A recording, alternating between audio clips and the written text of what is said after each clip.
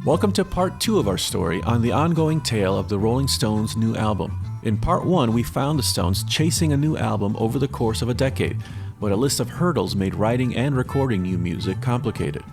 Consistent touring and ongoing work on archival releases kept the Stones busy throughout 2007 through 2015. It wasn't until December 2015 when sessions officially began for the new album, but instead of coming away with new original songs, an album worth of blues songs was recorded over a few days, which led to the album Blue and Lonesome, which became a terrific success. We continue our story now where we left off, back in 2016. The Stones have bought themselves some time after the success of Blue and Lonesome, but there was still the matter of a new album of original material. So how did this happen exactly? How did a blues cover album come out of a session that was meant for new original songs? Don Was explains it this way.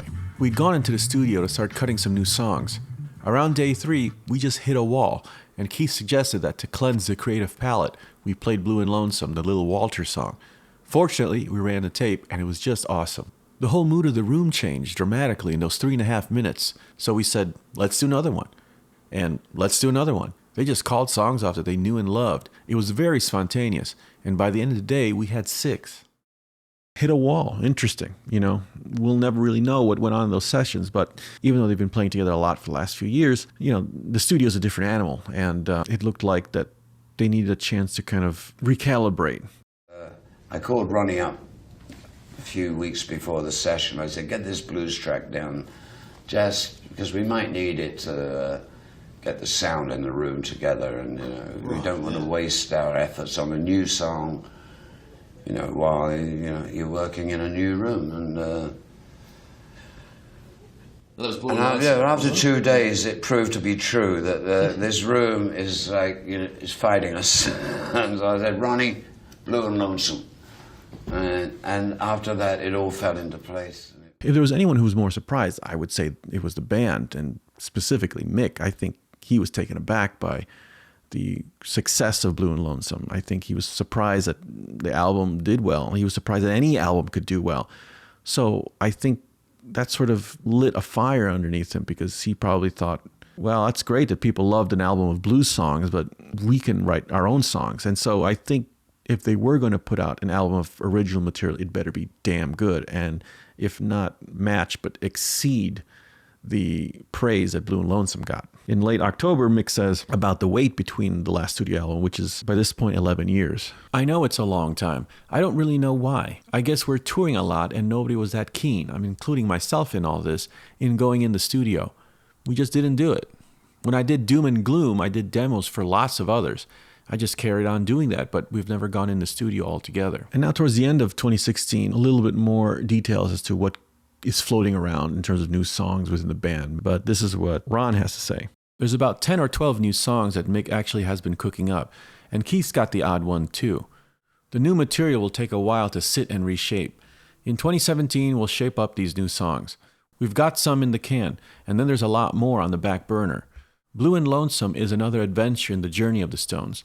It happens to be where we come from, but it's not to say this is where we're going to end.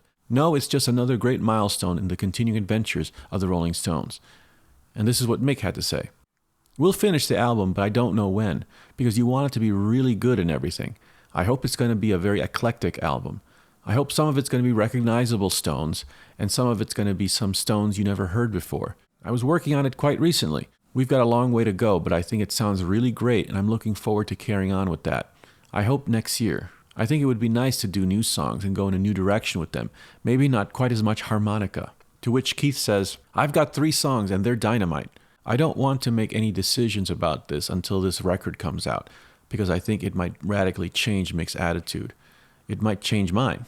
I want to see the fallout from this record before I decide whether I want to record 40 of Mick's songs or whether he wants to sit down with me and record some songs together. That's my thing. That's my ball there. I've always got a few songs on the back burner, and so does Mick. He writes a lot. I don't. I tend to concentrate on 2 or 3 really interesting riffs or ideas, rather than being prolific. We did record new songs, but they're still being worked on. Blue and Lonesome won't be the last album. There will be more. I don't think we're going to get in the studio again before the new year, January or February. Don Was adds to this. Those new songs we worked on, to be honest with you, we don't really have a handle on it yet. The clay is on the table, but it doesn't look like President Lincoln yet. I will say that for this new album, Mick has played me probably 40 songs that he has been working on, and they really run the gamut. Okay, so now we're getting a clearer picture as to how many songs are being thrown around between Mick and Keith at this point. Who knows how many they came in with in December of 2015 before they got distracted by the blues album. But at least by the end of 2016, it looks like Mick has gathered quite a number of songs in his arsenal now.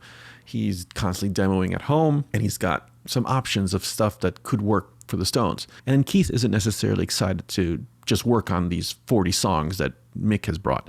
I think we should pause here because this is another hurdle that they have to overcome. So I think it's at this point where Keith has sort of had enough of that arrangement of like, I'm kind of tired of you bringing in all these songs and it's just me putting in a riff or a vocal on there. You know, he actually wants to create brand new songs together from scratch. From my perception, it looks like in recent years, whenever Mick would bring in some of these songs, a lot of these songs would be fairly finished. So it wasn't much there for Keith to really contribute. So I think this is another element to the tug of war that's happening, is that they sort of outgrown the method they've been using for so long. And Keith is interested in just getting back to the basics and just having the two guys sit down and write something together from scratch. So as we go into 2017, work continues on the new album. It was quite fun. We did a whole week in a little room slowly putting a new album together. So Keith finally got what he wanted. He got Mick and him to be in a room, guitars, probably some drums and bass, and they were putting some demos together. Okay, things are looking good. All the while, Mick continues to tease his Instagram followers with pictures and videos of him recording at home. Fans wondering, what is he working on? But an interesting development happens. Mick releases 2 songs as a solo artist, England Lost and Gotta Get a Grip. What's interesting about these tracks is that it contains Charlie Watts on drums and Ronnie Wood on guitar. No Keith. If we want to connect that to what Keith was talking about earlier, maybe these were some of the songs that Mick had presented the band before and saying, you know, anything here that sparks your interest that we could work on. And Keith may have rejected some of these. I mean, it's not often that Mick will release songs that have Charlie Watts on drums and Ron on guitar. I think there are pieces there that we can kind of connect, even though they just might be assumptions. So then, the Stones continue to tour throughout 2017 and 2018, with tours traveling through Europe and the UK. This continues their new touring model that started in 2013, of short tour spurts every year. As mentioned, this would in essence eliminate any off years from touring, which would normally be reserved for writing and recording new music. 2017 would see work pick up on the new album. In this interview with Charlie, he explains the timeline of events and the state of the album. Interesting to note, he mentions that the December 2015 session that resulted in Blue and Lonesome were in fact their second session for the new album, yet we have no record of them meeting before then. When we did this blues album, the Blue and Lonesome, that was in the middle of doing the second lot of sessions for the album, and we've done another lot since then, so we've done 3 or 4 sets of sessions. Yeah. But I don't write the songs, so I don't know. I don't have the final say of those things, because I never, once we've played them, I'm not interested really. But, you know, Mick has to live with them to put his voice on, and Keith will sit for hours listening. And they wrote them. And so they're much more, I got no idea, I don't know where we are with them. Because the blues album came out and was released, and it's like, I've lost track, I don't know where we are with it. Every time we go in, I think, oh, well, that was the, it's whether they're happy with it, and I don't know if they are or not. I've got no idea. You know, I could say they sound very much like Stax, and when they come out, they sound like Motown or something. In March of 2018, Mick and Keith meet up again in New York City. Keith says, "We're working on it right now. I'm in the studio and I'm waiting for Mick to turn up. We're doing a few days, knocking some songs around and playing about, so work is in progress as I speak. He'll be here in half an hour and we'll be sitting face to face making music like always." You know, that really gives some insight there is how Keith likes to work. Mick might be happy making demos at home with, whatever drum machine he may have at home or whatever collaborator he might have nearby, like Matt Clifford or Lenny Kravitz. But Keith is loyal to one guy when it comes to writing songs. That's Mick. So I think it was very important for Keith to finally get Mick to just sit down. Let's work on this together. Enough of this. Let's bring in half-baked songs from both teams and put them together. And it looks like the rest of 2018 is productive. I mean, Mick and Keith are devoted to working on the songs whenever they can.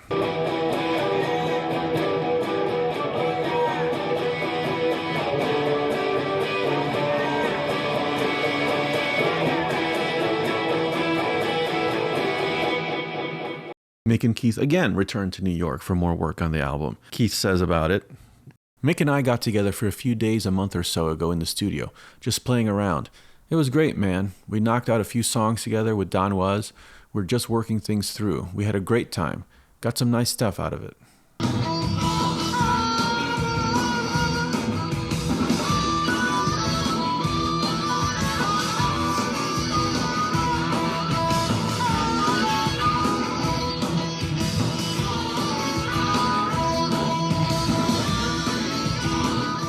I can walk in and say, I hope Mick's got a song because I haven't got a thing.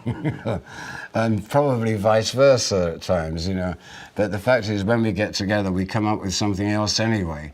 So that's why I had a great week last week. We just went in, I don't know, we did about 10, 12 different things that didn't exist until that moment. And that's a great feeling, because it's a sort of creative thing, Keith continues by saying, "You jump into this familiar spot even if we've been away for months. It's comfortable kicking around ideas. We've been doing this for a while, so it's not difficult to start up again. Mick is a great rhythm guitar player. I always enjoyed playing guitar with him because we were both rhythm guys, really. We're writing with two guitars, and I might throw piano or bass on here and there." Ronnie adds to the conversation, "We've been hacking the songs into shape. I'm going to go off to Paris and see Mick next week and see what his latest thoughts are after he's got together with Keith. It's an ongoing thing of comparing what is on the cooker at the moment and some ideas we've had for years that we might embellish upon.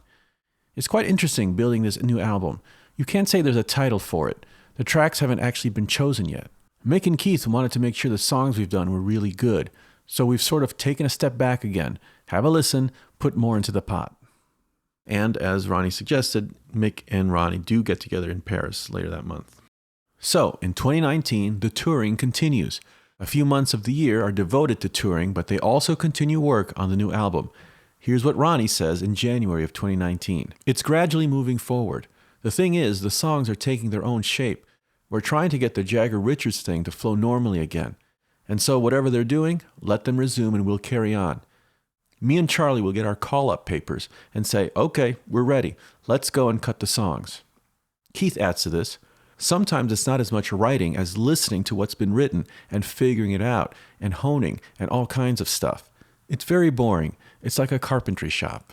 I like that quote from Keith because it's showing that the bar is set really high now for Mick and Keith to deliver something, not just the run-of-the-mill thing. It has to be super, super focused and a no-filler situation. Keith admits here that they're doing a lot of hanging back and listening to what's been already put to tape and reevaluating. So it's kind of going through several filters, so to speak. Early in 2019, Keith says this, "We're in the studio in a couple of weeks, the whole kit and caboodle. The Stones with Don Was producing in LA. We'll have it done this year at some point. We'll put down as much as we can for a week or so, and then we're on the road. So we'll see what happens after that." And as suggested, in late January, early February, the Stones head to Los Angeles to continue work on the new album. Keith says in March 2019, "We're working on the album. We've got the first bits done, and I'm looking forward to getting back in after this tour. Charlie Watts is playing his ass off. He's absolutely amazing. It's indescribable to find a drummer like Charlie Watts. Exceptionally brilliant." Don Was gives the update of, "We probably have 40 tracks, and depending on the 10 we choose to finish, the character of the album will be determined. Right now it can go any way. There's some really good stuff in there, and there's a sense that making a good album is not good enough. It's got to be great." See, so that sort of staples in this idea that Mick and Keith are super critical to make sure that they've got something very special this time around. And looks like they're going to great lengths to make sure that they get something absolutely fantastic.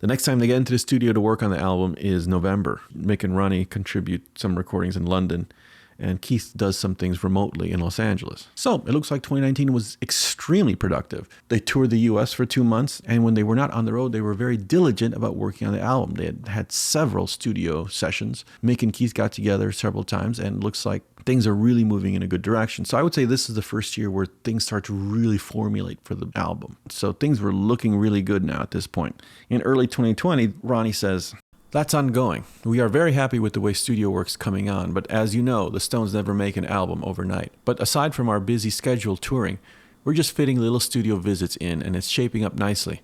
It'll be a proper new studio album." So at this point now, it looks like more than ever before, the band can sort of see the light at the end of the tunnel, and things are looking very promising. And then the pandemic hits. The breaking news, stay at home. That is the order tonight from 4 state governors as the coronavirus pandemic spreads. Chicago's Millennium Park cleared out, and the usually bustling Las Vegas Strip is almost entirely deserted. So whatever momentum they were gaining comes to a screeching halt. So instead, they do the next best thing. Mick and Keith decide that they would release one of the new songs that they were working on as a single. That turned out to be Living in a Ghost Town. The story goes, Keith realized that this song could not have been more appropriate for the times that they were living in. So Keith convinced Mick that they should put it out. So while at home, Mick changes some lyrics around, records some new vocals, and the song goes out. And it does very well for itself. So a little carrot is dangled to the fans as to what could be coming in addition to this song. Mick talking about the new song. I mean, for me, I'm very lucky because I'm in a profession, if you want, that I'm able to work. Right now, we would have been rehearsing to go on tour. Fortunately, I have other facets, and so I'm very lucky, so I can do stuff like redo the song that we just talked about. I've been writing other songs, new songs, finishing off other ones, so I can work a lot from home. I want to finish off some of these tracks that we've recorded. I can do that myself at home, here in this room where we're talking now. I can work in here, and I can work with other band members and finish off things that are sort of halfway, and start creating new things completely. If we can't all get together, we can send bits, and people can work on them at home or in a studio or whatever. 15 years, I think, right, since the last original Stones album, is that right? You know, it's so long ago that you want it to be really good, so I don't just want it to be, you know, a good album, I want it to be great, you know? Yeah, so I'm very hard on myself, you know, if I write something or if I write something Keith or whatever, you know, it's got to be great, can't just be good. So, we've been recording, we've got some really good stuff, but I mean, don't hold your breath. And then a few months later, Mick says this. Living in a Ghost Town was part of a group of songs we'd recorded quite recently, and now I'm singing on some of the other ones that we did from that time period, finishing those off too. And then Keith adds, I think we have 5, 6, or 7 tracks we've slowly been putting together. Right now, seeing if this pandemic's going to go on, maybe we should think about putting them out in another way. Ronnie also adds, there's some lovely music on the Hob, you know? It's on the back burner. We're bringing it towards the front of the Hob now, but gradually. The thing is, we can't all get together at the moment to do it, but I've been working on music. I've got a couple albums ready to go as well. Everything is, you know, life is on hold. In August, Mick says this. I don't know. I guess it depends. I don't know when we're going to get together at the moment. We don't know when we're going to get together and record. It's got to be in safe circumstances and all that stuff. I'm sure we'll get together soon, but I've got to finish off the stuff we've already done. So that gives me an opportunity now to get that out of the way. It sounds good. It's pretty varied. A bit of all kinds of different kinds of music in there. This is what Keith had to say later that year. Mick and I talk all the time, exchanging ideas. But it's a bit, I'd rather be looking you in the face, man. We phone each other usually. Either that or I do sometimes text and take a photograph. I'll write it, take a photograph, and send it to him. I love that image of Keith texting Mick. Keith, have you retired the fax machine? And Keith keeps his word because in September, he and Don Was continue work on the album. I realized coming into the studio yesterday that I was in this room in very early March, and we were just doing what we were doing, and the next day, shit hit the fan. So yesterday, I had that deja vu feeling. At the moment, I'm just overjoyed to be working. There's not a lot of work out there, you know. Mick and I are communicating from across the Atlantic, and then waiting for a vaccine. I have thousands of songs. I've got enough to keep me busy. And then an interesting development happens in October of 2020. Keith continues work, but with Steve Jordan. I think at the moment it probably has to be getting a record done because I don't see the possibility of people getting together in crowds in the foreseeable months. So I think we work on the record. We're just trying to figure out how and when, the end of this year or January. Seeing Keith work with Steve Jordan is interesting because it seems like he needs someone to bounce off ideas with, and Steve obviously is an old friend and a collaborator. And Charlie isn't necessarily available since he is all the way in England and obvious restrictions are going on because of the pandemic. 2021 would be another busy year for the Stones. They had another tour set up for the US that would last a couple of months. But before then, Mick releases songs as a solo artist that he collaborated with David Grohl on. So here again is Mick staying productive as best as he can. It seems like he's done all the work he could do by himself on the new Rolling Stones songs, finishing up lyrics or adding vocals or whatever guitar parts he wants to add.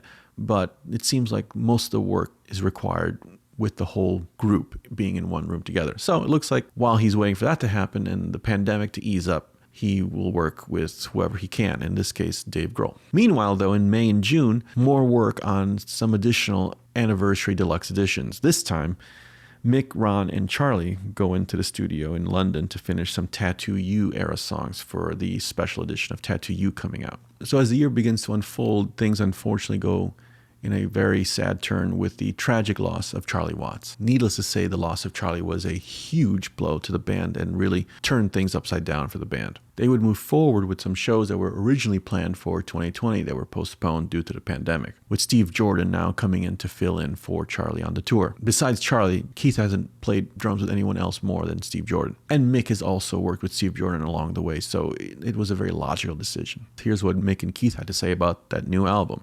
Especially during the pandemic time, I wrote a lot of new songs. So I'm really interested in doing new things, as well as just redoing these outtakes. I'm aware that these songs, that these albums have a significance and importance to people, and obviously to me too. And I enjoy doing the Tattoo You things, but while I was doing that, I was writing new things as well. Some things I write them and think, that'd be great for the Stones. And some things you think, I don't think that's great for the Stones. It's great, but it's not for the Stones. Without Charlie being there, it's going to be very emotionally difficult finishing the album. And we've got tracks which obviously have Charlie on them, but if we do new things, we won't. So yeah, and it's very sad. Keith says about the new album, if everything hadn't closed down because of the pandemic, we might have finished the damn thing. Let me put it this way, you haven't heard the last of Charlie Watts. So at the end of 2021, it's clear that the band is still reeling through the loss of Charlie Watts. Nevertheless, they know they need to push forward, and if they wanted to work on additional songs, they would have to think outside the box a little bit, and hinting that there will be a lot of Charlie tracks on here, but they were probably going to be working with other people. 2022 is really when things start to heat up again, and really is when we see the album kind of come in for a landing. Here's what Ronnie had to say in February. It's coming along slowly. It's the gaps in between that eat up all the time. It is a matter of getting us all together again.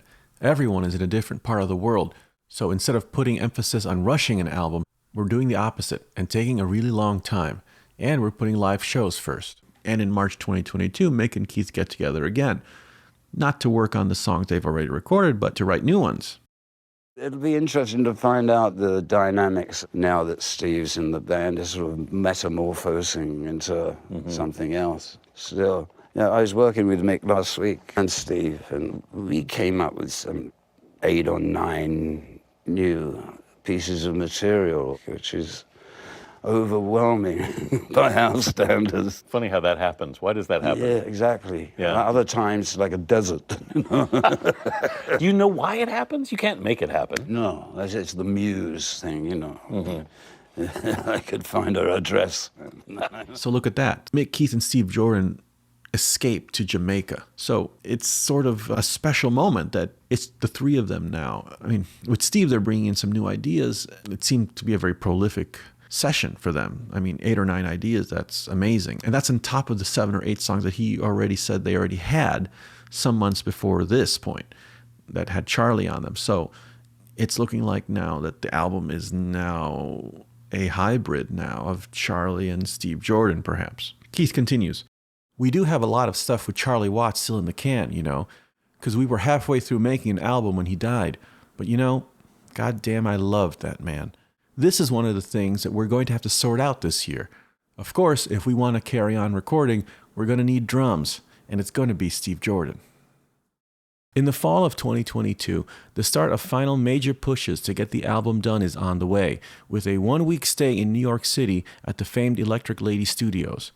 Note that Steve Jordan is present yet again at these sessions. Most of the sessions up to this point have been 1 or 2 day stints, but this 11-day session is one of the album's longest to date.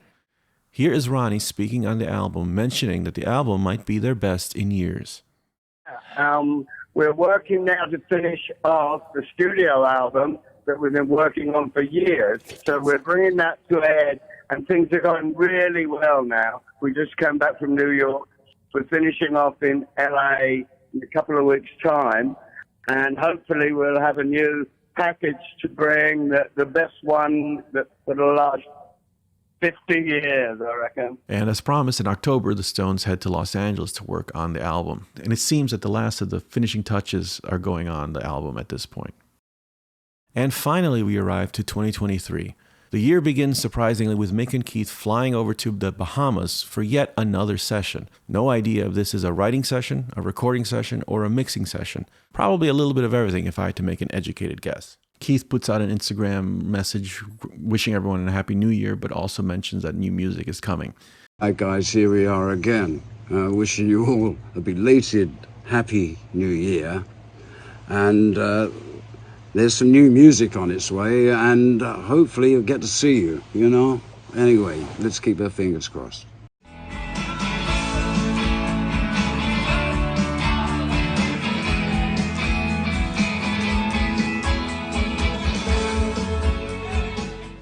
In June 2023, the Stones were seen in New York City for a photo and video shoot that is very likely in preparation for the new album.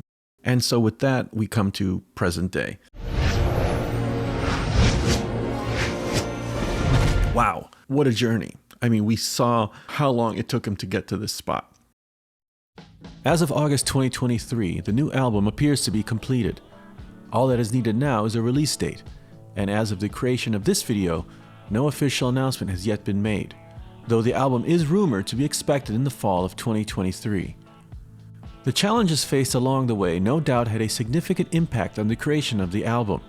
Each hurdle posed its own set of obstacles, but as the Stones always do, they persevered, and that's what makes this album all the more special. We know now the new album was delayed due to many factors. Let's recap the string of events that caused the long delay. Firstly, the significant 5-year break starting in 2007 set the band back in a major way. To compensate for lost time, they focused the preceding years on touring, which took priority over any new music. A new touring model was introduced in 2013, allowing the band to tour in shorter spurts each year. This departure from the mega world tour format meant that there were no more off years traditionally dedicated to writing and recording new music. A substantial amount of studio time was consumed by the work behind archival releases. Over the years, the band released expanded box sets for iconic albums such as Exile on Main Street, Some Girls, Goat's Head Soup, and Tattoo You, all containing slews of reworked, unreleased tracks. These releases inevitably occupy the studio time that would have otherwise been reserved for recording new music. The success of Blue and Lonesome, although very much a positive distraction, caught the band by surprise, and consequently ignited Mick's determination to go above and beyond, delivering not just a good new album, but an exceptional one. To achieve this, they adjusted their usual process, introducing more one-on-one sessions between Mick and Keith, cultivating songs from the ground up, in the end taking their time to finish the album, more or less without a hard deadline. Ultimately, the 2020 pandemic brought their momentum to a halt, postponing work on the album due to lockdown restrictions. And finally, the devastating loss of Charlie Watts compelled Mick and Keith to improvise, finding ways to push through and complete the album with the help from friend Steve Jordan. After countless sessions, numerous starts and restarts, it's safe to say that fans have a lot to look forward to with this upcoming album. Not only will it be their longest gestating project, but the amount of effort and attention poured into this album is unprecedented for the Stones. As for what we can expect on the album, we should expect a Charlie Watts, Steve Jordan hybrid project. It's clear to us now that the material they collaborated with Steve Jordan on during the most recent sessions were too good to pass up, and the Stones felt strongly enough for it to be included on this new album. It's evident that Mick was deeply committed to crafting the finest Stones album possible. Just like in all other aspects of business, Mick's determination will likely shine through in this endeavor. Although Don was present on many of the sessions in the role of producer, producer Andrew Watt has also been mentioned as being involved in recent months. Andrew Watt already has an illustrious career working with artists from many backgrounds, including Post Malone, Elton John, Ozzy Osbourne, and Miley Cyrus, to name a few. His involvement has not been confirmed by the band officially, so we have yet to see whose names will appear next to the producer credit in the album's liner notes. That being said, we should expect the Glimmer Twins to be the main producers on this album. No matter who they choose to work with, Mick and Keith will always be the co-captains of the ship. It's very possible we can expect an album with multiple producers. The Stones have done this before, most notably on 1997's Bridges to Babylon, an album which I consider to be one of their strongest later period albums. Two appearances that have been confirmed include Paul McCartney, who is reportedly on the new album, as well as Bill Wyman, who confirmed that he recorded his parts remotely in England. And finally, what can we expect the album to sound like? Obviously, there is no way to tell at this point. We do have a small glimpse based on the single Living in a Ghost Town released in 2020. But going by what has been said by the band over the years, we should expect an album that is extremely eclectic, with a very modern finish to the overall sound. It will likely offer a little bit of everything, just like all good Stones albums do. The album will carry its own personality and flavor. That's exactly how the Stones have approached each of their albums. Each album is a snapshot of the period that it's from. Be it in sound or content, this album will no doubt be like anything we've ever heard from them before. No matter how the album eventually turns out, one thing is crystal clear. The fact that the Stones in 2023 are still out there creating music is nothing short of astonishing. In a momentous July this year, two significant events coincided as Mick Jagger celebrated his 80th birthday and the Rolling Stones marked their 61st anniversary. Despite numerous opportunities to call it quits, the band has repeatedly defied expectations. They faced many obstacles along the way, but time and time again, they've bulldozed through adversity, proving doubters wrong. Regardless of whether the new album turns out to be awesome, just okay, or an absolute masterpiece, I don't think it really matters that much.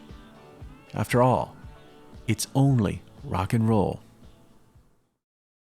One thing is certain. It will be great to hear Charlie Watts again. I don't think he's been too far from any of our thoughts. Or the band's.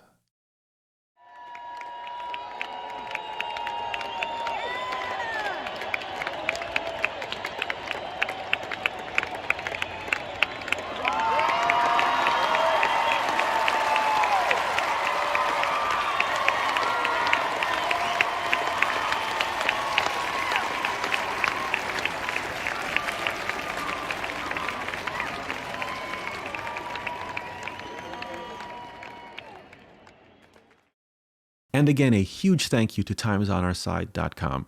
This video would not be possible without the fantastic resources that were on that website. And I highly suggest everyone to go visit that website, because I promise you, you will bookmark it the minute you arrive and you will come back to it again and again, like I always have.